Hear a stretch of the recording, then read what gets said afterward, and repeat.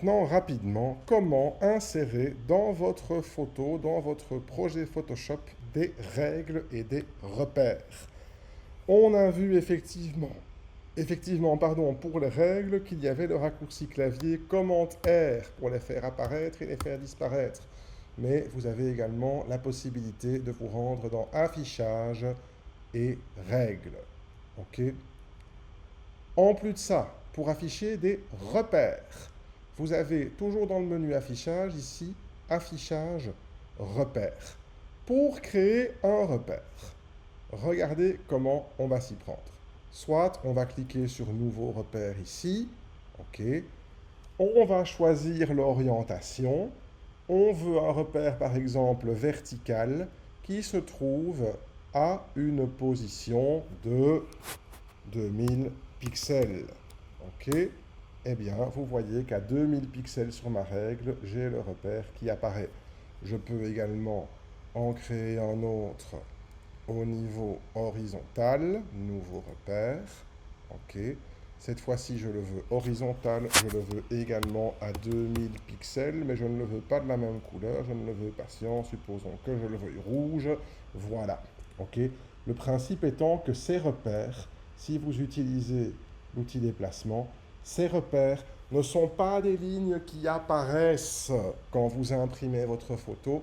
Ils vous servent simplement si vous voulez travailler de manière symétrique entre différentes zones de la photo.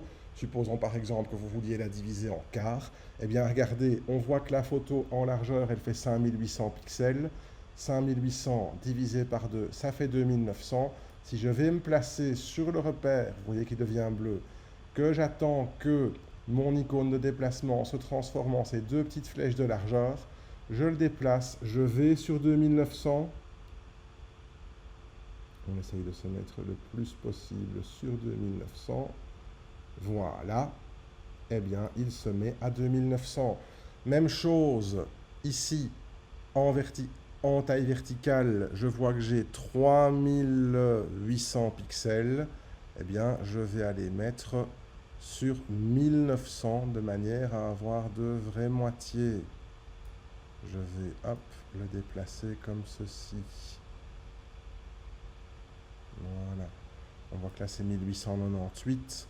Ce n'est pas exactement 1900. J'ai toujours la possibilité, si je le souhaite, de le déplacer de manière un petit peu plus précise.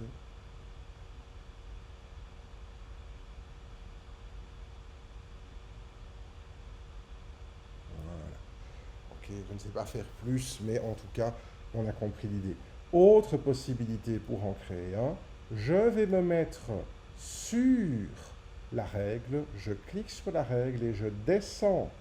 Et dans ce cas-là, je vais en créer un autre, toujours en maintenant mon clic enfoncé.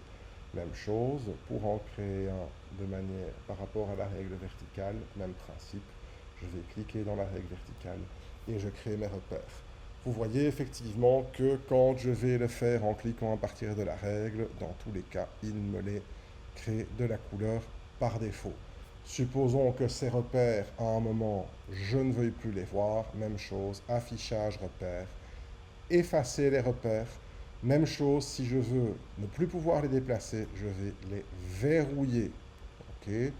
Je veux de nouveau pouvoir les bouger. Je vais dans repères. Je peux de nouveau, en recliquant dessus, les déverrouiller.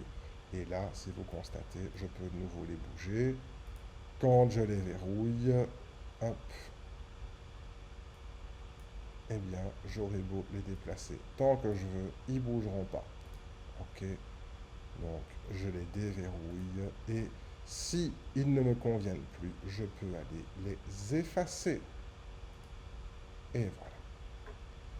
Vous avez également un autre outil qui permet, par exemple, de diviser mon image en différents repères placés à différentes distances égales les unes des autres. Je vais aller dans Affichage, Repères, Nouvelle disposition des repères.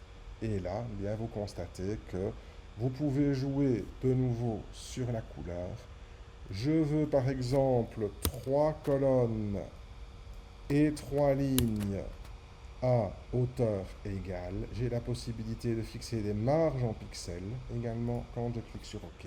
Eh bien, vous voyez que mon image est divisée en zones et je n'ai même pas besoin de créer ces repères en ayant à chaque fois bien faire gaffe à l'endroit où je les place.